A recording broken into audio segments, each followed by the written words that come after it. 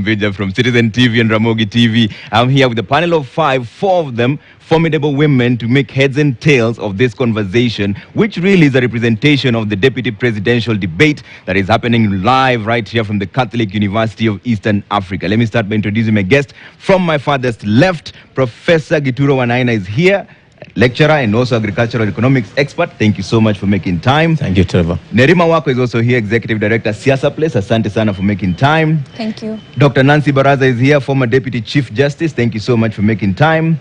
And on my right, Asaska Labarakwe, public policy expert. Thank you so much for making time. And Wanjiru Gikonyo, executive director, TISA, which is the Institute of Social Accountability. You had the front row on this discussion during the gubernatorial debate, and that's where we want to start, Wanjiru. What are the key issues you expect the deputy presidential candidates to speak about today? Well, obviously, thank you so much, Trevor. Pleasure to be here with this illustrious panel, and great to see you, Professor Gedure. We expect to hear, of course, they're going to talk about their manifestos. Yeah. They're going to put forward the economic agenda. They are going to try and sell themselves, resell themselves to their base, but also try and reach out to the undecided. So we expect the parties to really resonate with Kenyans. Yeah. Right now, cost of living is a big issue. The issues around cost of living have to do with the policies of the Jubilee administration. Yeah. So, of course, there are contradictions immediately, and a lot of people are confused, wondering, if you look at Azimio, the president is in Azimio. Yet the issues that are facing Kenyans have to do with the Jubilee Party. If you look at the other side, again, you're looking at the Jubilee Party. So there are contradictions.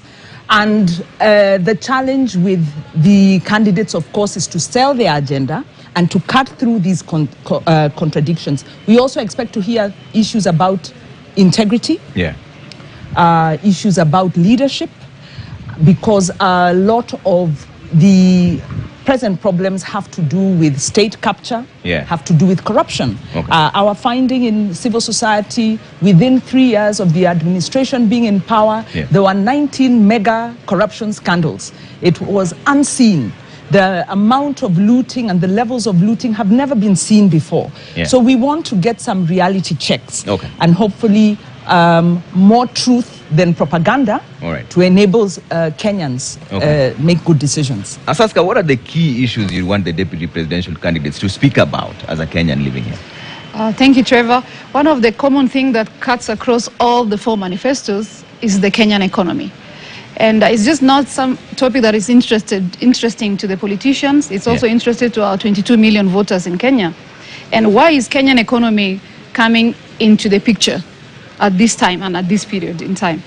One, it's clear that our democracy space is growing. And number two, it's also due to recent development. One is a COVID pandemic, which has led to high cost of living, high cost of fuel, there's high inflation. It's currently at 7.9%, even way above the bridge set by the CBK, and high public debt and runaway corruption. So definitely, if you look at all the four manifestos, you'll realize that there are some impressive commitments cutting across. If you look at the Roots Party, there's this controversial legalization of cannabis. And also, you'll see that the Roots Party is looking outward, not inward. All right. We'll get into those discussions in just a bit, but let me bring in Dr. Baraza on this. Dr. Baraza, what do you expect these candidates to discuss tonight that is of utmost importance? I think I expect them not to come here and electioneer, but talk about real issues. And these real issues include the high cost of living.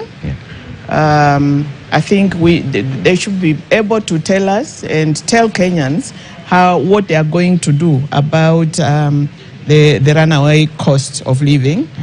Unemployment is a major issue. I come from the academia. We are churning out youth from the universities. They are coming out of colleges and they are going nowhere. They have no jobs. And we don't want a future of all our youth jobless. Yeah. So I expect that they address that issue and in a very, very serious manner. Issues of health. I hear money being allocated to the Ministry of Health, but I don't think Kenyans are getting the services optimally. So I would want to hear how they intend to do this, but of utmost importance is the issue of integrity, as Wanjiru has said, and corruption. Okay. Corruption, which is a cancer, it is killing us, it is killing this country. I want them to address, or I expect them to address the issue of corruption. Okay. And Kenyans are expecting that they get candid responses on how they intend to tackle corruption. All right. Nerima, as a representative of the youth, what is of utmost importance to you? Hi, Trevor. I think everything has already been said by my co-panelists, and I agree with them completely. The fact that opportunities is going to be very high on the agenda, and how you're going to create those opportunities for young people, but not opportunities where you say we're providing a fund. We're very well aware that not all young people want to start enterprises and businesses. Opportunities within agriculture, food security. We are still undergoing a drought, so taking care of the population that is not normally seen as being Kenyan. They're second-class citizens, and that's how they feel, and it's an issue in our country. A lot of youth are in criminal gangs, talking about Mombasa County and even the northern frontier counties as well, and we tend to ignore these communities because a lot of times when we talked about the division of revenue, that's where a huge chunk of the debate came out from, where counties are concerned about collection of resources. Okay. So even when we talk about opportunities, we need to be talking about debt. Our debt is just too high, and it's going to fall on the youth to pay that debt. And how are they going to collect resources for that debt? Because as much as we talk about corruption, we need to do something about it. It just definitely needs to reduce. This is also a political season where too much resources has been used in campaigns. My friends, too much. I think it's the highest I've ever seen, ever. And I'm not old, but it's a lot. Looking at, statistics. And so that means that whoever is coming into power has to figure out, one, to recuperate. Number two, they're going to have officials or frontiers who are within parliament who their first thing will be thinking, how I'm going to recuperate financially. And then number three, it's going to be about how we're going to be able to sustain ourselves, even when we talk about the high cost of living and the impact that COVID has made. So I would say opportunities, looking at corruption, our debt and resources, how are we going to be able to manage them? Inclusivity, how are we going to also engage communities that are not normally seen as people who are at the forefront of these conversations that are normally overtaken by the majority. All right. Prof, I'll come to you to get your expectations in just a bit, but let's cross over to Busara Naman, who's standing by the registration center to tell us what's going on. Busara, kwako Busara. Na mtazamaji, kwa sasa nipo katika upande mwingine wa Chuo Kikuu cha Katoliki cha Afrika Mashariki, na bila shaka hapa ndipo unapoingia pa kwanza kabla hujafika kwenye jumba kuu ambapo mdahalo unafanyika. Na bila shaka sehemu hii ni sehemu ambapo usajili unafanyika. Na je, kwa nini usajili huu unafanyika? Kuna umuhimu gani? Basi nitakuwa naungana na mkuu wa usajili katika eneo hili ambaye ni Michael Duya, atujuze mengi zaidi kuhusiana na mchakato mzima. Karibia hapa kidogo. Hujambo na pengine siku yako inaendelea vipi? Si jambo, siku yangu iko salama. Na moja kwa moja labda tutuelezee kwa nini Mkenya yoyote ambaye anaingia katika chuo hiki hivi sasa katika mdahalo, je, kwa nini anahitaji kujisajili? Watu wanakuja kwa sababu ya security reason, tunawasajili kwa sababu ya security. Kila wakati wakija tunafaa kujua ni nani anakuja kuattend hii debate. So pale kwa online tulikuwa na form zenye tulikuwa make for attendees. So wakisha do their registration, tunajua kwamba unakuja kuattend debate for a specific reason. Tulikuwa tunauliza kwa nini unakuja kuattend the debate. So hii inatusaidia pia ku enhance security na kujua ni kina nani wameattend hii debate. Yes. Na je, ni vitu gani ambavyo vipo katika hiyo mchakato wa online ambao unafuatilia? Ni mambo gani ambayo yapo ambayo mtu anapaswa kujaza? Pale online tunaweza kujaza bio details. The same time tunajaza vitu kama photo. Lazima upload photo yako ili tujue wewe ni nani. Tukiangalia na pia tunakuangalia, tunajua kumbe ni wewe ndio umekuja na pia umesajiliwa the correct way. Tunachukua pia kategori yako. Tunajua kama wewe ni delegate tunakuja ama wewe ni crew tunafanyia kitu inaitwa accreditation pia, so that tujue ukikuja unakuja under which media house na unakuja kufanya nini katika hii debate. Yes. Kwa hivyo inamaanisha kwamba wote waliokuja hapa ni waalikwa ambao tayari walijisajili awali. Yes. Naam. Yes, ukikuja ni lazima ukuli alikwa. Kuna list ya wale tulikuwa tumewatumia invitation. So wakishahakikisha kwamba ni the correct people wanakuja, ndipo tunaweza wapatia sasa entry into the event. Naam, shukrani sana Michael Luya. Bila shaka mtazamaji, huyo ndo mkuu wa kitengo cha usajili katika hafla nzima ya mdahalo huu wa wagombea urais. Na mtazamaji, kufikia hapo narudisha upande mwingine wa studio. Asante sana Busara Nam. And just for clarity purposes, this broadcast is coming to you live from the Catholic University of Eastern Africa. Only those who are invited prior will be allowed into the vicinity, but we're not leaving you out. Online, you can always send us your views on presidential debates KE 2022 as the hashtag, and the deputy presidential debates KE 2022. Also, you can send in an SMS with your name and where you're texting us from to 22843 to weigh into the entire discussion. We'll sample some views during this broadcast that is being aired across all media platforms. Professor, I was coming to you in terms of your expectations for this. Before you went to the commercial break. Yeah. Just trying to clarify to the people how the registration is working out there, so that they don't walk in here. But what are your expectations for this debate, Prof? Yeah, thanks. And again, I think I appreciate being the company of these heavyweights of ladies here. I think it's the same we expect in the debates. Yeah. There'll be only one gentleman, I suppose. Yes. And 3 ladies. I think the first thing is for them to appreciate and realize the position they are holding. You are holding the second person entrusted with the responsibilities by Kenyans. And therefore what we expect you is to talk in the sense that, how am I going to look at a country like Kenya and place it where it's supposed to be in the world, in Africa? Could be the first economy in Africa, if not the second, you know. Yeah. I expect that from them. And as my sister talked about here, perhaps it's not a politicking. This is a very different discussion, because here they will be asked questions. When they get to the rural areas, nobody asks them a question.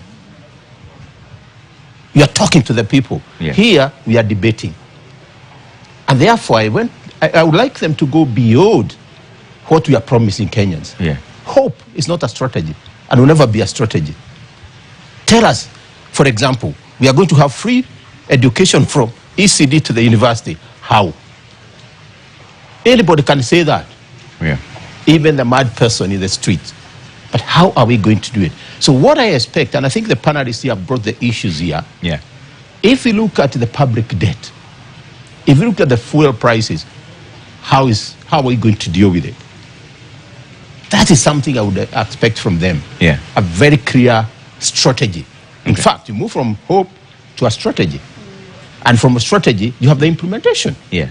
So that's what I'm really expecting of them. Okay. Because the moment you tell the Kenyans, we have issues of food. Yeah. What makes us go back? Farming, agriculture.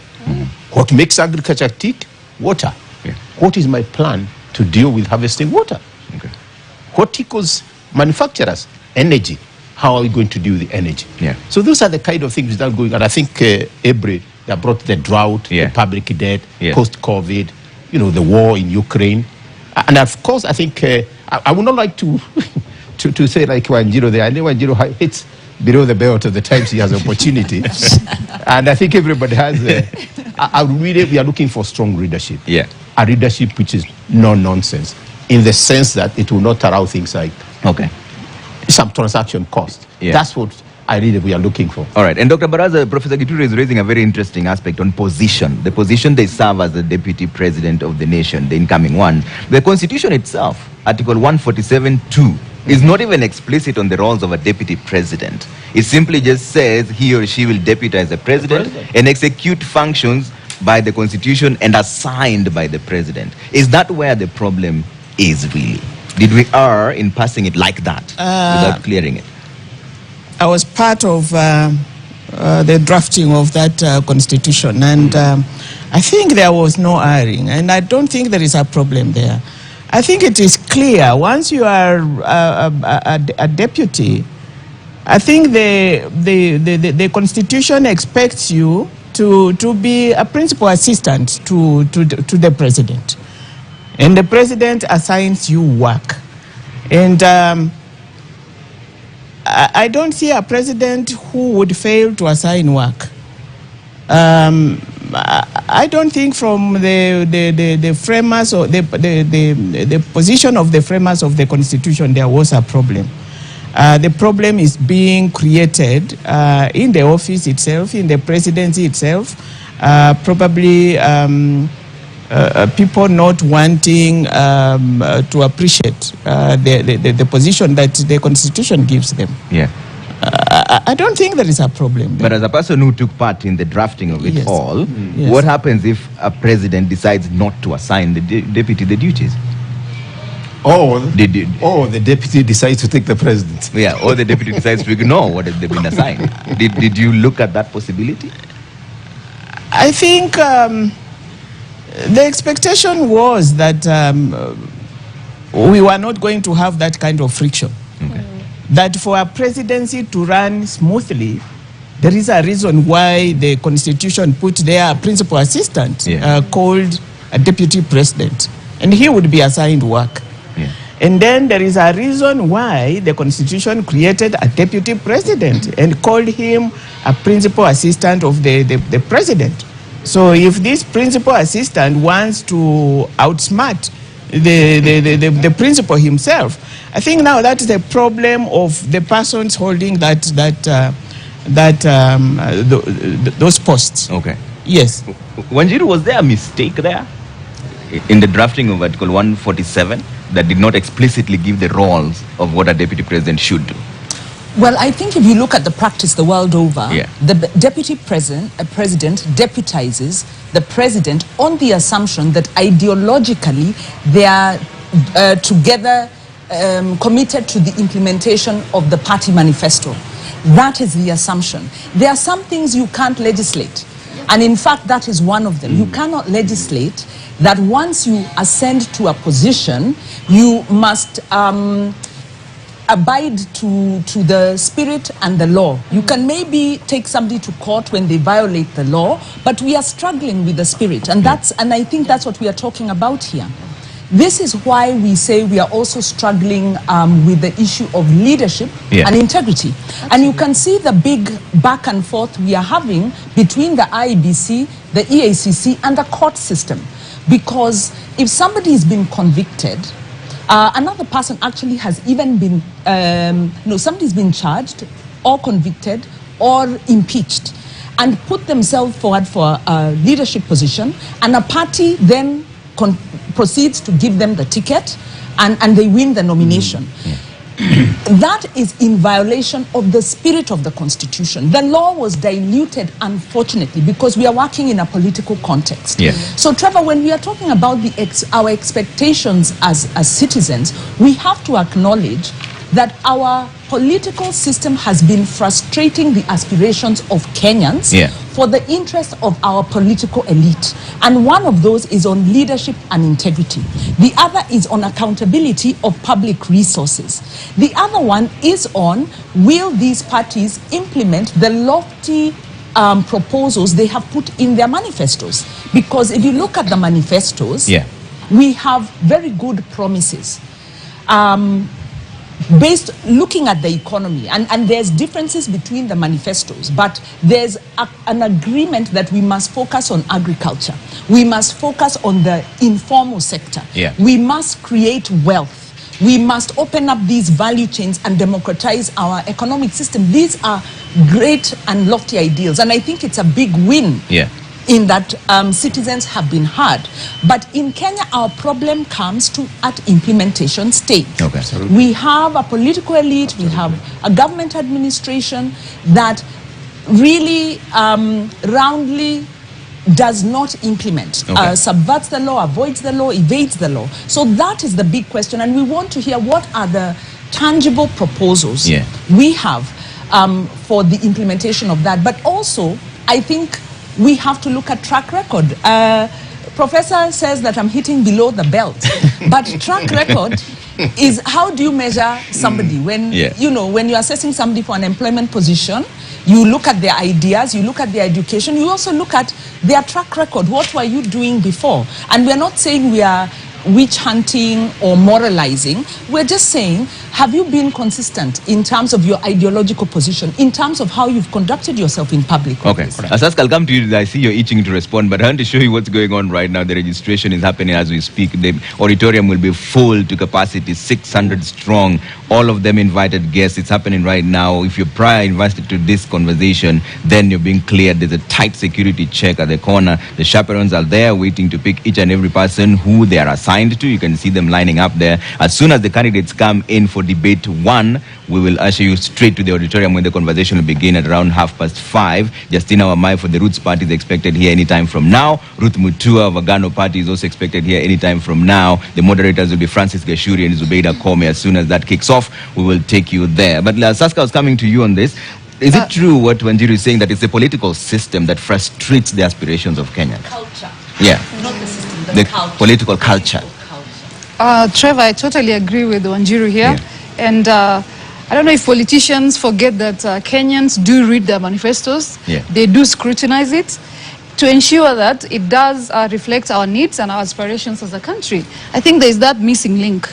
Because we have beautiful manifestos with lofty promises, as Wanjiru has alluded to. But the thing is, there is no clear-cut implementation roadmaps on how best all these promises and commitments will be executed at the end. And that's what we're missing in this country. It's 6 years since independence. And as much as we have beautiful policies in place, beautiful policy frameworks and regulations, we still fail at implementation. And it's time for us to ask ourselves, why is this so? Why does this keep happening? Okay. Prof, do you agree with that? It's only about implementation rather than the policies we have. Do we have enough laws? And this thing comes in my mind very clearly. I think when Laida was the deputy president or something like that, I remember him in Prime Minister. I remember him in a safari park, and he emphasized, he did actually say in my presentation in 3 words: implementation, implementation, implementation. And I hope we can do that. It's not just the manifesto, even our strategies. I'll give you an example. Kigali Stock Exchange, actually brought from here. The CBC, there are people who have run away with it. And it's something perhaps, as we look at all this, I think it's also really to see them, all these things they're saying, what is the foundation? And one of the foundation is education. And I think Dr. Baraza has pointed about here. And I think it's very important to distinguish here the youth and workers. Prof, hold the thought on the youth in just a bit, because one of the candidates has already arrived. That is Ruth Machero of the Agano Party, and she's standing by there with Michelle Ngele. Let's find out how she's feeling just ahead of the debate. Michelle? Right, Ruth Machero, she is the first candidate to make it for the debate here, which is about to begin at 5:30 this afternoon. Trevor, good to see you today. You are the first of 2 candidates in the first debate. Are you ready? I'm very ready, Kenyans. I am here to bring our agenda and to give you the view and what manifesto we have as the Agano Party. We are ready and a privilege. Thank you for giving us this chance in the Media Council. It is a third deputy presidential debate. What are your expectations within those 90 minutes? To air the manifesto, to air what the Kenyans want to hear from us, what we are coming to bring in, yes, as the Badilisha team. What do you expect from your debater, Justina Wamai? She will come and bring forth what she has for the Kenyans. Right. We can debate from that point. Thank you. That is Ruth Machero. She is the first candidate to make it for the deputy presidential debate here at the Catholic University of Eastern Africa. Trevor, over to you. Thank you, Michelle. And Prof, you're finishing your thoughts on the issue of every time I'm coming, there's a commercial break is coming in. This is happening in real time. I'm trying to bring a nexus Yeah. which I think Dr. Barasa brought very strongly. Yeah. And Wak also brought it, the issue of employment. And where I come from, our young people are not really looking for employment. They are looking for opportunity to create employment. Yeah. And that is important. And I link that, I step back and link that to CBC, the curriculum-based... competency-based curriculum. Competence-based curriculum. Yeah. And what do I see the candidate linking that to what it translates to create opportunities for young people to create employment? Yeah. And there are people in this town, I have some Maroto around me, and I've mentioned him, Kiprono, Kitoni. I did happen to have teach him campus, and he said, by then I'm not going to be employed, Yeah. but I'm going to create employment. That gentleman today has created employment. That's the kind of youth you are looking. Okay. But how do the deputy president, let's say they hold very high position, link that to what happens in the classroom? Right now, there are issues.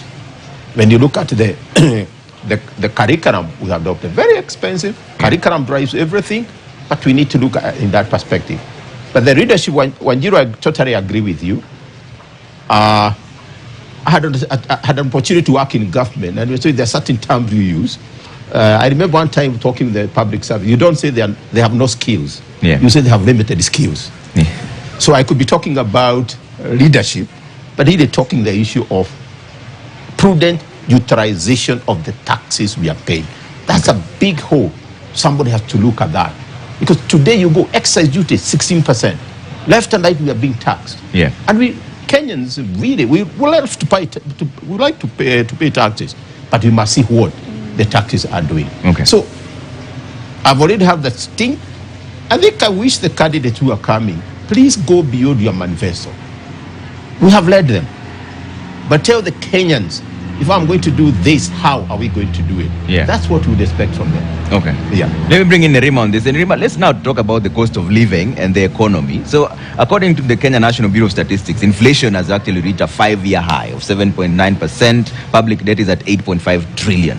So, Azimio is talking about agriculture, livestock farming, and blue economy that will then grow the agriculture sector by 30% of the GDP. Is that where the solution lies as a young person, considering that the average age of a farmer today is 70? Yes. The average age of a farmer is old because, again, You like that word, old. he's, Because she's young. he's Just mature than That's a better word. Mature. Wise, I don't know. There are some very wise young people. But I would say that it's also because of how we view agriculture. Yeah. You know, even when we look at the vocational training institutes, a lot of times even when people apply or youth apply to go there, it's because it's the last resort. I wasn't able to go into a higher formal institution, or my parents can't afford it. So it's not a place where youth are saying, I am very passionate about doing this because I feel it's an opportunity for me. So we have to change the way we view agriculture and also see that agriculture can also produce opportunity for young people. Okay. Once youth see that transition, you will not even need to advertise for youth to enter agriculture. They will come on their own. And also, I agree on Prof's point in terms of youth looking for opportunity. But this country is not very conducive toward small businesses, medium-sized businesses, and young entrepreneurs. It is a struggle. The number of youth who even struggle with, say, the paperwork required and the costs of it, or the taxes to even have that business, it clamps your company before it can even continue to exist. And a lot of them do not last more than 3 years. After 3 years, they are done and dusted. And so if we could focus on, sure, blue economy, agriculture, because a lot of countries are looking internally in terms of specialization, but we also have to remember that this administration was focusing on housing. We've talked about the high cost of living, and one of them is housing. Youth right now, talking about land, owning land, buying a house, building a house is not even part of conversation right now. We cannot. You cannot afford it. But with this administration, they talked about housing. What happened to that? They managed to do some, but not as many as we anticipated beginning with their term 10 years ago. And number two, they talked about manufacturing. Yeah. What happened to that? The president had a whole idea of having civil servants wearing Kenyan-owned, Kenyan-made fabric on particular days, which Buy is Kenya, Friday. build Kenya. Yes. But then what has happened with that? Even when we talk about implementation, the culture to want to support Kenyan-owned businesses is still far behind. Yeah. And when you even see youth who are in agriculture, a lot of them complain about how there are certain policies that prop up. All of a sudden you need a license to start bee farming.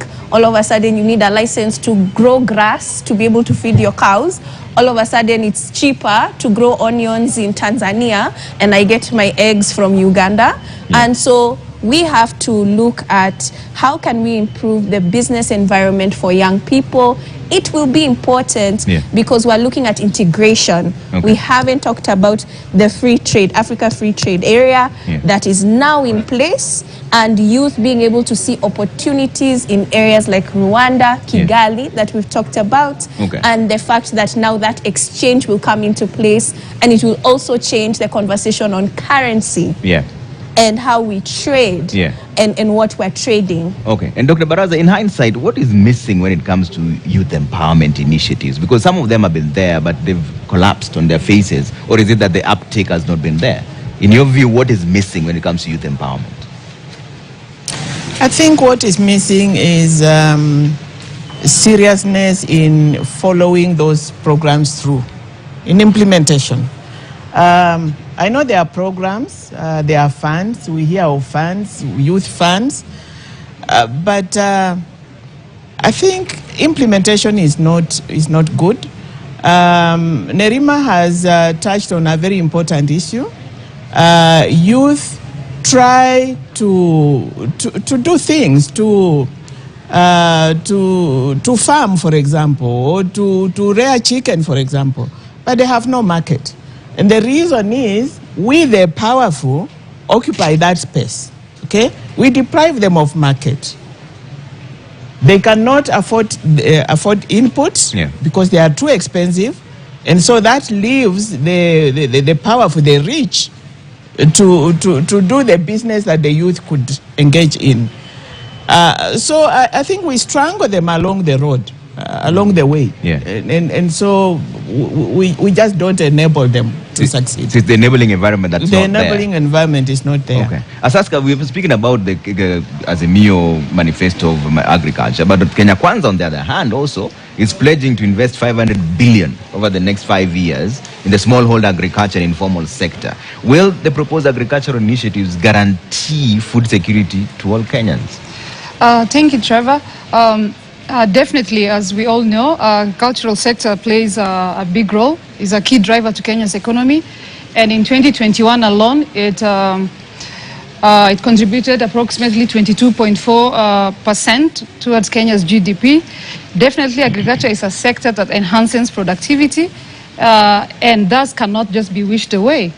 And in that case, as you've seen in the Kenya Kwanza financial commitment towards agriculture, they've set aside, I think, about 250 billion Kenya shillings within the financial year of 2023 to 2027.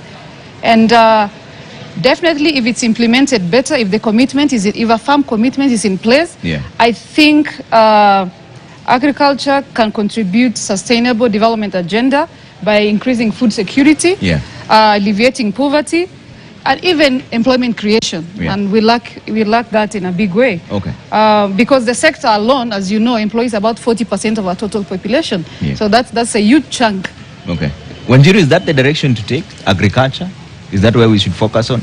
Well, yes, and you know, in our advocacy, looking at the crisis of public debt, that really goes, even before we entered into the COVID era, our economy was on a very weak footing because of imprudent choices, imprudent development choices. This large infrastructure development, eating up all the money, financed by costly debt, with corruption written in there, you know, conflict of interest, real mismanagement of the economy by the Jubilee administration because of that. we are in this economic crisis. But even then, if you listen to the Parliamentary Budget Office, they were looking at the economy and saying majority of people are employed in the agricultural sector, over 50% of Kenyans. This, even during COVID, it was the steadiest contributor to our GDP, because you're talking about the backbone of our economy. Yet our investments are in places where people aren't employed, where the large infrastructure employs very few people. So yes, it has to be agriculture. And this is why I'm saying that there are wins. Even before we start the debates, before we go to the election, there are wins. The parties have listened. They have prioritized agriculture, because both parties have prioritized agriculture. They have prioritized the informal sector. Both sides have recognized, we've had numerous policies on the role of the informal sector, the importance of the informal sector, but governments keep ignoring them. They have prioritized manufacturing and are linking manufacturing to agro-processing, which is to the agricultural sector, to the informal sector. So they are, committing to make those linkages. So the question becomes, that's why we were saying implementation. Can we trust the political parties, after they have wooed us with their promises, that when they sit in the seats of power, they will do what they have said, that they will listen to the citizens, they will be accountable to the citizens? Do they show in their manifesto the democratic space, civic space, the social accountability back to the citizens, the civic education to empower citizens to be very engaged, and answerability to the citizens? Do they show the public sector transformation to transform from the culture of impunity to the culture of compliance? Do they have the intergovernmental relations? We have seen the fights between county and national government under Jubilee that has really destroyed, almost destroyed the health sector. So are they speaking to the culture change that we need and the accountability that we need to implement these promises? Asaska, you wanted to jump in? Yes, Trevor, let's not forget that African countries, including Kenya, have international commitments in the agricultural sector. And if you remember in the 2009 Maputo Declaration, most of these countries have committed to give 10% of the national budget towards agriculture. And for many, 20 years down the line, Kenya has not been able to hit that target. It's always around maybe 3.5%. So it's a shame that we're not really prioritizing an industry that enhances our productivity and drives our economy. You asked the issue of agriculture. Yes, Prof, and that's right down your alley. And it's like as an agricultural economist. Of my life. Yes. I think there's a simple reason why we should concentrate on agriculture. You had lunch. You have supper. You have... It's there. We demand it. That's the bottom line. But I think the question you asked, and I think panelists, maybe something we need to look at. What do we need to do? Because we all know, and I'm always get baffled. We know, but we're doing nothing about it. One, I think it's important to reflect back in terms of the skills we provide for the youth in the education system. And deliberately will be geared. How can a country like Ukraine, probably in one of our counties, be supplying gains to the world? And they have only 6 months in a year to grow those grains. We have 12 months. My mind goes back to a Bogo farm. I have some you can Bukula. The one we have in Kiambu here called the Waruyu farm. The extension farmers. And I can tell you, Trevor, if an extension person has come to the farm, the maize was very different from the other farm. These are the kind of things we actually want to bring back. I like her point. It's actually almost, I don't know, it's almost treason opening something in this country. The way you go through, you give up. And I think it's something we are looking for ease of doing business. I give the example. When we used to get our DL, driving license, we used to queue. And to get it, you give 1,000. Right now, you can get through your phone. This is the kind of thing when you get kids into it. And the concept in a country, Trevor, which cannot feed their people, is headed for disaster. Look at US. Look at any country. what they do, they make sure that there's enough for their people. I think that's something we need to reflect back. And we should, and I like you're using the free trade area in Africa, we should be the one exporting grains out there. Not exporting to us. So I think it's something we must get that. I like the word she has used, mature. We are exiting that in terms of even energy. How do we get back? And we parents, I think we have a problem. And Professor, you're the one who said that every single time you're talking, something is always happening. Let me bring to your attention that the candidate Justina Wamai for the Roots Party has just arrived in the vicinity. She's ready to do the debate one, and Ken Mijungu is standing by with her in just a bit. Let's find out how she's feeling. And they have actually given a very interesting proposal, Prof, and I'll come to that in just a bit, on what they want to do to deal with the economy. They're talking about legalizing cannabis. But Ken, over to you first. How is she feeling? And thank you, Trevor. And of course, Jacinta Wamai is here with us. She is the second candidate tonight for the first debate. How are you feeling now that you're here finally? I'm excited. Do you know I'm here to destigmatize our manifesto? So I'm energized and I'm psyched up. You ready for this? What did you do ahead of the debate? I prepared accordingly. You know, Kenyans are not bright, so I need to come off smart. So we're looking forward to the debate and all the best. Asante sana. Asante. All right, back to you, Trevor. Thank you, Ken. Prof, you're finishing your thoughts on this. Finish. I like this commercial break when it just comes to me. So I think that's something, the point I was making here, we must do whatever it takes to ensure we are food secure. Had the opportunity to talk to the military people. If we depend on our eggs from Uganda and there's war, they'll just stop the food. They don't even have to use a tank. They'll come over.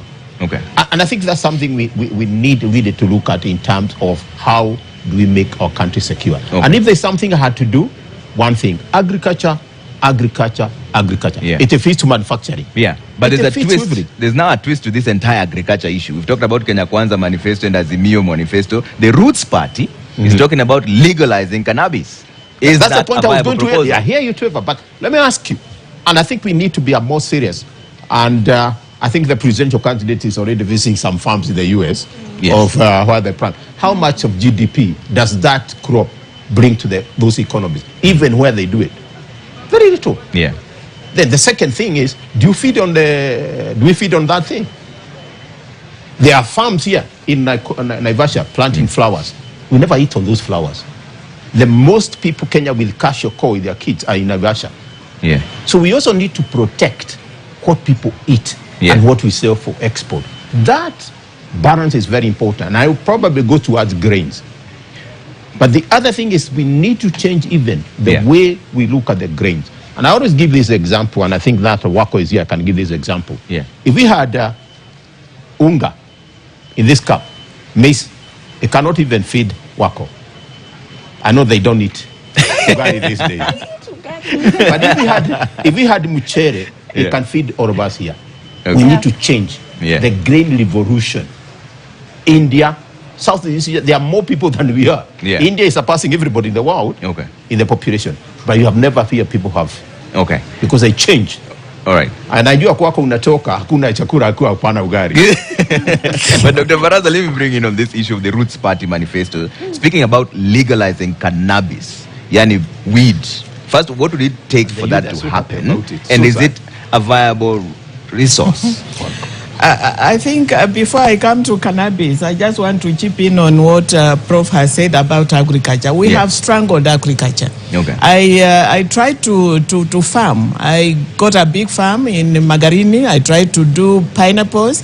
I tried to do sugarcane in Kwale. I tried to do mangoes. You hear of markets out there, but there is no support system for farmers in this country. I have now given up, but there is market out there. Now, the problem with this country is we like importing everything and anything because of what we stand to gain out of that. I know of so many youth who, in my endeavor to farm, I was meeting them in Kajiado. Young people, graduates, they are getting an acre here because they had, you can grow tomatoes, you can grow onions, but we strangled it. You go down Narok, young people on weekends going to Narok to get farms to try to grow wheat. So they are trying. It's not lack of will on the part of the youth. Okay. They are trying, but we strangle the agricultural sector because we want to import eggs, and of course, who is Absolutely. importing the eggs? And what about that scheme in Galana? Galana Kulalu. It was hyped. We all waited. We expected we are going to feed ourselves with that maize there, and then it just went silent. What happened? And of course, there is the issue of corruption. They are in this whole agricultural sector. Yeah. Our youth can make a living and be rich within the agricultural sector. But we strangle it.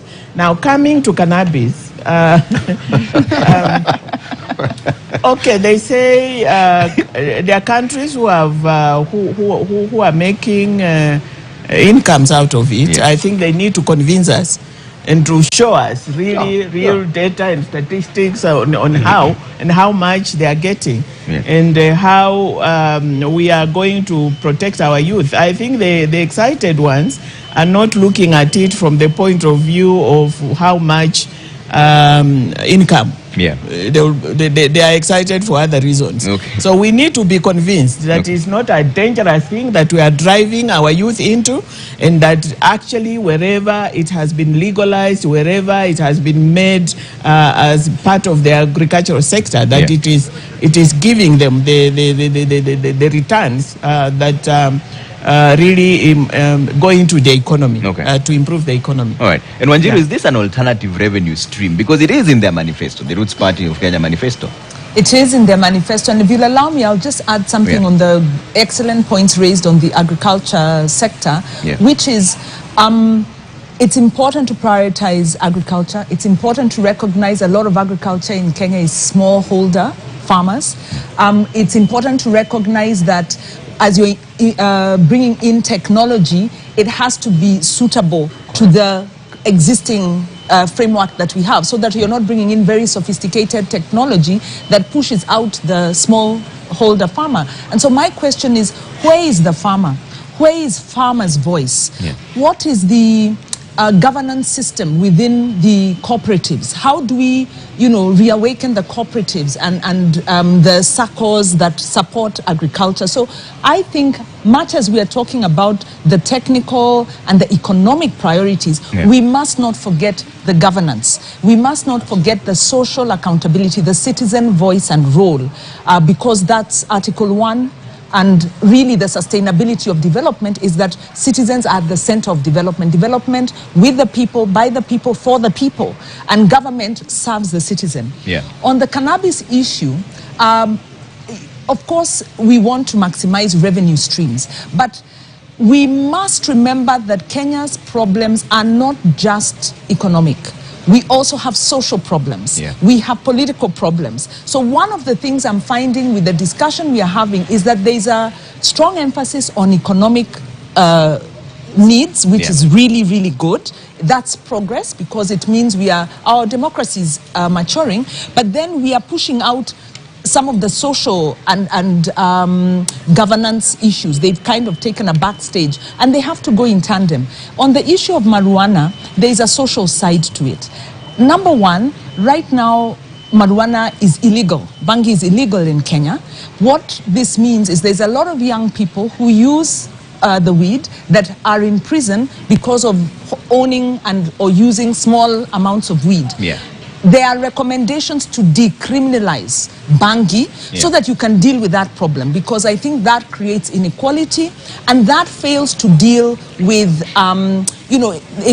there's a disconnect between the law and the social reality. So if we are going to go into marijuana farming commercially, we then need to look at marijuana in terms of its medicinal contribution, but also as a drug, and ask ourselves, how well are we managing our drugs at present? How well are we managing alcohol? How well are we managing tobacco? What are the health impacts of these drugs? Because they are drugs much as they are legalized, and marijuana has different connotations because of the historical context. But the broader question is, what is the social support system? Kenya is quickly developing a drinking problem. Our young people are quickly developing drinking problems. This has been exacerbated by our kind of skewed taxation that we have on alcohol that makes it cheaper for young people to take hard drinks than it is to drink maybe lower levels of alcohol. So we need to talk about social impacts of the decisions we make, economic decisions we make, so that we have a holistic conversation. So my view is we are looking at one aspect but missing the bigger picture. Okay, Asaska, is it a realistic proposal? I find the Roots Party's Trevor proposal quite controversial and at the same time interesting. Like, if you ask me personally, I would look at it differently a bit. Yes, there's a social problem around drugs in Kenya. I don't doubt that fact. But if you look just around East Africa, if you look at Rwanda and Uganda, they've legalized the medicinal use of cannabis. And they're making money of it. They're exporting it just like tea or coffee. And they have investors who have come in and they're making money out of it. And that way they're having an alternative revenue stream that is helping develop the country. So I'm not opposed to maybe looking at it differently and having tough guidelines surrounding the production of cannabis. I think it's something maybe we can look at because currently we have 10 countries we don't in Africa. have enough regulations to deal with the drugs we have currently. So if we add another one, wouldn't that's that be definitely an issue that needs to be addressed fast. And if you remember the late MP of Kibra, he brought the Cannabis Control Bill of 2018. And he had good proposals in there, because it can be used for medicinal value. And if we restrict it, not for recreational purpose, maybe we'll be able to have very strong guidelines that can ensure that the drug cannot be misused. Okay. Nerima? I'm not coming to you last on this cannabis issue for any reason. No. Now, on that one, I like that you've come to me next because I feel I hold the same opinion as Asaska. It's about looking at the differences. It's interesting. It really is. We're thinking outside the box because we have to. We're talking about a population that is majority youth. And not only is it now, it will be for decades to come. And we're talking about a global economy and a global citizen population that will continue to grow. Our health continues to improve, the standards continue to improve. So how are we managing? So things that are going to be key is access to resources, climate change, the environment, and managing pollution as we continue to increase and decrease the number of vehicles or the kind of transport and carbon monoxide going to the environment. So for me, looking at the regulations, if it's for medicinal use, it's very, very helpful for many people who are going through all sorts of long-term illnesses. It is even sometimes prescribed, and it's necessary for them to be able to survive. But then I think what a lot of people are worried about is the misuse of that. And it's the same with all the drugs that we're talking about, like Wanjiru has mentioned. So Prof, jump in. I think I'll pick from what he said, and it's economics. If you legalize something, it loses that value it had. And it doesn't become like a gold, the black gold. But I think that what is important, and hearing that it has, and when you're right, it has the value in terms of medicinal. I think what we are balancing here is what do we do for export and what we do also for food security. So we need to balance that. So we can sell, but not at the expense. I think the first step is to ensure every Kenyan has enough food. That's the first thing. We can still plant flowers. We can plant tea. Tea plays two parts. It plays as an export, but also consume. But it's not food really. I cannot have tea and I say I've had lunch. So we think to be careful in that. The contribution to the economy is questionable, and I hope they have done their maths. I've just looked at it, and we know economy. It's actually saying we are getting so much from it. But the most important thing is medicinal, because it's medicinal. It helps us now to be productive in other sectors. Dr. Baraza, I know you still want to be convinced in terms of how much money it brings to the economies that have legalized it. But legally speaking, if that was to happen and make cannabis legal, what impact would it have on the previous rulings on people who are incarcerated as we speak for having had some marijuana on them? What impact would that create in the judiciary where you've served before?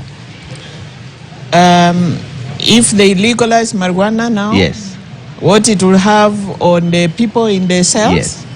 Well, I guess, is the law retroactive? No. I think the law doesn't apply retroactively, but I think the issue here is not the legalization. I think good points have been raised around Wajakoya's or that manifesto about marijuana. Yes. I think if it is properly managed, and personally I want to be convinced that it is of an economic value. Yeah. If it is, then I think a law can be passed, an appropriate law can be passed. We put in place mechanisms to protect the youth from abuse.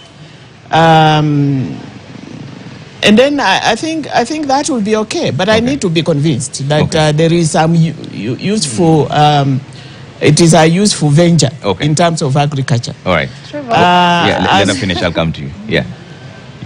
Go ahead. As to, and then that will take care of the abuse which has caused the fellows in the cells to be in the cells. Okay. Yeah. All right. All right, Asasta. You wanted to jump in? Yes, I'd like to add on what Ms. Barasa has mentioned, that yes, definitely there's a social problem. Yeah. We all agree. And if you look at the 10 countries, I would like to clarify, the 10 countries in Africa that have legalized cannabis, they've only legalized for medicinal use except South Africa. South Africa has legalized both for medicinal use as well as recreational use. So yes, there's a fear around the social problem that the cannabis will bring about. But I also want us to look outside the box, as Nerima has mentioned, that, hey, it's estimated that in Africa alone, cannabis has a market, is worth about $7 billion by 2023. So it's a market that maybe we could try and figure out how best we can get into for the benefit of our development agenda in the country. Okay. Wanjiru? Yeah, so I was going to just be clear that I'm not advocating that it don't be legalized. Yeah. I think I'm actually a proponent of, if you look at the social reality, cannabis is being used, it's being used by youth, that's why they're winding up in jail. So first of all, it shouldn't have been criminalized because people shouldn't be in jail because of smoking cannabis. That is quite regressive, and so that's a situation. But if I think the case that Wajakoya is making is let us legalize cannabis, and I say yes, let us legalize it for medicinal, also for social because it's in use, and regulate it in the same manner that we would regulate other substances. But recognize that right now our regulation of other substances is not doing so well. That there is a risk that we go in and legalize and we create a culture that is going to destroy our youth. And it's not just youth who have problems with substances, people our age, because we tend to moralize the use of substances instead of looking at maybe the practical. Maybe we don't deal with our mental health issues so well, maybe our social structures. So this is why I'm saying we need a proper policy framework that looks at the issue holistically, not just from an economic point of view, and definitely not from a moral point of view. Okay, let's move away from the economy and now talk about the war on corruption. And Dr. Baraza, I'll start with you on this. You've been at the helm of the judiciary. What is really hindering the war on corruption? The war on corruption is being hindered by corruption. Corruption itself? Yes. Okay. I think it is. Yes. Because we have institutions to fight corruption. We have the law to fight corruption. We have constitutional provisions, although we've watered them down, as Wanjiru says. So what is the problem? And so we hear of cases of corruption, and they are major, and there are many, they are on a daily basis. They come to the courts, and probably you hear about them day one, and then that's the end of it. We just never hear of people getting convicted for corruption. So I don't know what happens, but I want to imagine that there is corruption in the fight against corruption. People have blamed that on the judiciary for not expecting. Well, I'm saying I'm not exonerating the judiciary from the corruption issue at all. Yeah. Because there are things you just can't explain. Or in other institutions, those other institutions, to fight corruption. When you say the things you can't explain, what do you mean? You arrest people. Yeah. And by the time you go to arrest a person, you must really have a reason. So what happens beyond the arrest? Right? What happens beyond the being charged in court? I think there is so much which happens in that chain of dealing with corruption. Yeah. And my argument is that there is corruption, which is fighting to sustain corruption. Yeah. Yeah. So Prof, what then would be the solution? Just deal with it head on. Yeah. Yeah, there's no two ways about it. The Roots Party is suggesting bringing back the death penalty. We do the head on. And what am I talking about head on? We know some countries, you mess up and you are in.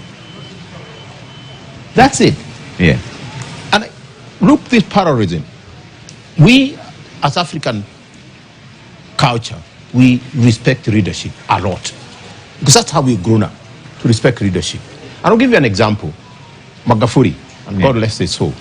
Magufuli convinced Tanzania there was no COVID. Yeah? Majimaji, Lilani. They believed him. We knew there was. But that trust of leadership. So today, if that leadership tells us, Kenyans, I don't want this nonsense. Yeah. Yeah? Wako you swap, you're in. When it's settled up, stay there until we sort it out. Yeah. But there's right always now, the she has an presumption issue. of innocence. Somebody's even going that we cannot arrest her. Yeah. Fine. You see, the narrative you're going, Yeah. you are guilty unless proved. You're innocent until proven guilty. We'll prove you when you're inside there. But Dr. Baraza, the reason I'm coming to you on this is because the animal you're dealing with. Firsthand. The animal we are dealing with. And let's be a bit serious, and I think we are. Yeah. The animal we are dealing with, it's what is making our food expensive today. Okay. The animal we are dealing with is the one which is making very unsafe to go certain areas. Okay. Let me bring back Baraza before I come to the rest of my panelists. How can it be dealt with, having dealt with this firsthand? I think the issue of integrity is what is standing in the way on the fight against corruption. It's corruption. It is lack of integrity. Yeah. And we should deal with it seriously. Look at the people that we have in our institutions. Yeah. Are they corruptible? From where I sit, I think they are corrupt people. Okay. But Prof, we have enough who are not able to deal with corruption. Yeah. And that is how those cases go in such a zigzag manner that you never get to get the outcome there. Okay. If there look at even the word the president. He said last week. Yeah. Yeah. Huyu atafunga nyinyi. We are looking for people tutafungwa. Okay. All right. Why should a youngster, who is perhaps my grandson, is on the road with a 33 million car? What the hell have you got the car from? Okay. Surely. Even if my father is built, whatever, is that a priority? Yeah. And I think she's right. It's in our bones. And you know, is something in your bones, you have to go through the cancer process. Yeah. You have to go through that process. At times we cut it off. Okay. All right. So here, yes. Sorry, let me just interject. We watered down chapter 6 of the Constitution. Yeah. We watered it down because right now I don't understand how people who are facing charges of corruption are the ones seeking the leadership position. How are they ever going to fight corruption? Our devolution, the gem of our Constitution, what is killing devolution is corruption. Yeah. And they are the same fellows who are benefiting from corruption in those counties. Yeah. And they are the same ones running for positions of leadership. How are they ever going to fight corruption? Yeah. I think their main aim is to come and preserve themselves. It is unfortunate we watered down Chapter 6, and so we are going to go in circles on this issue of corruption. Okay, Wanjiru, I'll come to you and talk about this, but let's cross over now to Busara Naman, who's standing by. This time it's not you, bro. Busara Naman is standing by with the security situation at the Catholic University of Eastern Africa, where this multimedia broadcast is coming to you live. Busara? Na mtazamaji, moja kwa moja tuangazie swala zima la usalama katika chuo hiki ambapo mdahalo unafanyika, na kwa mengi zaidi tunaungana na mkuu wa kitengo cha usalama. Moja kwa moja ningependa ukaribie na uanze kwa kujitambulisha alafu tuendelee. Kwa majina naitwa Benjamin Mwanzi, Sub County Police Commander Lang'ata. Na ningependa utueleze, je, ni mikakati gani ambayo mmeweka kuhakikisha kwamba tuko salama, na je tusiwe na wasiwasi? Nataka kuhakikisha wa Kenya na watu ambao wamefika pande hii ya kwamba usalama uko sawa sawa. We have made the necessary arrangements. Tumekuwa hapa since the governor's debate, and since then we have been scaling up security. Kwa sasa hizi security iko sawa sawa, na nahakikisha wananchi ya kwamba wasiwe na wasiwasi yote. Tumeweka usalama ya kutosha. Naam, basi tayari ameshatueleza kwamba kila kitu kiko shwari, na maanisha kwamba tusiwe na wasiwasi. Lakini cha mno, je, bado mnaangazia ni akina nani wanaingia? Ni waalikwa tu ama mnaruhusu mtu yoyote? Si mtu yote anakubaliwa, ni wale wamealikwa. Iko petting kwa gates, iko petting, iko several petting areas kabla hujafika mahali ya debate. So ni wale wamealikwa peke yake, wako na cards, tuna verify kabla hawajaingia. So watu wasikuje isipokuwa wale wamealikwa, na tunaomba wale wamealikwa nao wakuje, na wale watu walitupea wakasema wao ndio wataandamana nao, wasiongeze watu wengine zaidi kwa sababu ya the logistics ambazo tumeweka huko ndani. Naam. Bila shaka mtazamaji, huyo ni Benjamin Mwanzi, ni OCPD wa Lang'ata, ambaye anatujuza mengi kuhusiana na shughuli nzima ya usalama katika eneo hili, na kama alivyosema kila kitu kiko shwari. Kwa hivyo mtazamaji, kama uko nyumbani endelea kutazama kwenye runinga yako, kama uko na radio sikiliza, kama uko na bundles basi angalia mtandaoni mtazamaji, uweze kujionea yote yanayojiri katika mdahalo wa leo wa wagombea wenza. Kufikia hapo narudisha upande mwingine wa studio kwako Trevor. Asante sana Busara Naman, kila kitu kiko shwari. Kiswahili. Wanjiru, let me bring you back into this. You've been dealing with this issue of corruption for the longest time now. What are the best options of dealing with it? Great, yes.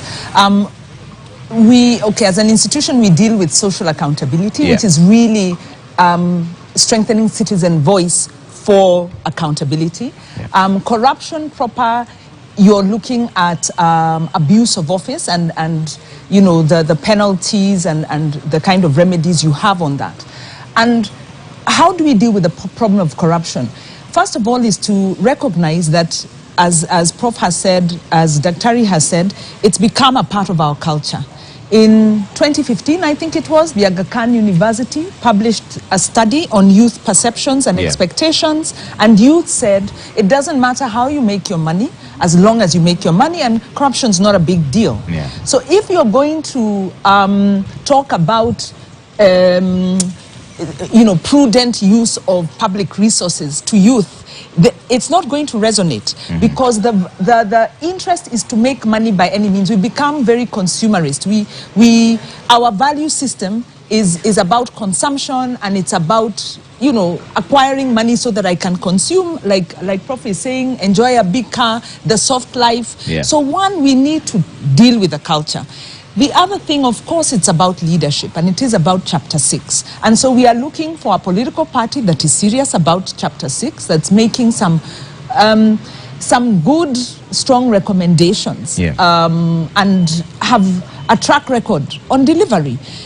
The problem we are having, and it's a crisis that's facing us, is we are having more and more leaders who have violated public office, who are involved in drug cartels or money laundering cartels, rapes and violations, and are actually in court. You know, sometimes it's rumors, sometimes they're even in court, and they're able to get into public office. And as Daktari has said, what will they do once in office? They will water down the law. So we are caught in a cycle. So it's a vicious cycle. It's a vicious cycle, but we must give ourselves some opportunity for hope. Number one, as we go to vote, Kenyans must refuse to vote for leaders who are implicated in corruption or other forms of public abuse of public office, so socially. Yeah. Number two, we need to align with leaders who have expressed their interest and have a track record in fighting corruption, and then also in our own... Wanjiru, hold that thought in just a bit. There's an important process that's coming through. This time it's not Prof again, it's you interruptions coming through. It's crossover. Twice now, so at least now you're even. Nimrod Tabu is standing by with the balloting process. It's an important process and he'll explain why. Nimrod? Asante sana Trevor Mbija kutoka studio nyingine. Hapa tuko katika sehemu moja muhimu, na kama unavyoona ninao wagombea wenza wawili ambao tayari washafika tayari kwa mdahalo wa leo. Bi Justina Wamae hapa na Bi Ruth Machero tayari kuanzisha kipenga chetu cha mdahalo wa leo, lakini kazi iliyoko hapa ni kazi fupi ndogo ya moja kwa moja kuweza kumchagua yule atakayeingia jukwani wa kwanza, yule atakayerushiwa maswali ya kwanza na kujieleza wa kwanza. Kwa hivyo Bi Ruth na Bi Justina, ningewaomba tu kwa wepesi tu kila mmoja aweze kuchukua karatasi yake ambayo ni kura, halafu moja kwa moja tuweze kuzionyesha kwenye mpiga picha moja kwa moja. Mwaweza kufanya hivyo maana nishawapa kibali. Ameanza Bi Justina, akafuatia Bi Ruth, moja kwa moja kuweza kufungua tuweze kujua. Haya basi, ni kama unavyoona upande wangu wa kushoto, nambari wa kwanza atakayeingia jukwani si mwingine ila Bi Justina, wa pili atafuatia ni Bi Ruth. Na moja kwa moja basi niwaeleze kwa kifupi tu, kwa kuwa yule anaingia kwanza anaingia sehemu ya kushoto kuangalia wale wageni walioko mbele yetu. Kwa hivyo ni shughuli tu ya moja kwa moja kuingia na kuweza kuanza kusubiri mdahalo kuweza kuanza rasmi. Asanteni sana na natakia kila laheri. Asante. All right, asante sana Nimrod Tabu. That's Nimrod Tabu during the balloting process. Now that's an important process because now we know Justina Wamae of the Roots Party is taken number 1 and Ruth Machero is number 2. What that means is Justina will be the first one to make her opening remarks and also the first one to make her closing remarks. That's the reason why the balloting process is important, so that we align on who goes first, right? Yeah, you're finishing your thoughts on recommendations of dealing with corruption. How do you deal with this monster of corruption? Number one is implement the law, because there are provisions. We need transparency. We need to know who the beneficial owners of public-sponsored projects are when you have private sector working with with government, because what we are having is government officials enriching themselves through public schemes. So beneficial ownership, we need transparency, disclosure of the contracts. We are in court over the SGR. There is also a case on the Nairobi Expressway and many other. So we need to enforce the law. We also need to revisit our civic education, because how did we manage to overthrow the dictatorial, authoritarian Moi regime? There was a lot of civic education done in the 90s to ensure citizens owned their democracy and, you know, were pushing for a democratic dispensation. Unfortunately, after the NAC administration came into office, we continued with civic education, but we lost the tempo. And under the Jubilee administration, there's been no civic education at all. So citizens are really not in step with our governance structure, which is becoming more and more sophisticated. So we need to go back to civic education, look at countries that have transformed their culture. And I remember, Prof, when you were at the Vision 2030 talking to us about some of the examples and how you do education at the family level, you do it at the community level to promote leadership and good values. Again, I have to disrupt you one moment now. And I'll come back to Nerima, and now she has 3 against 2. We're taking a quick break here. When we come back, debate 1 will be taking place right after this break, all right?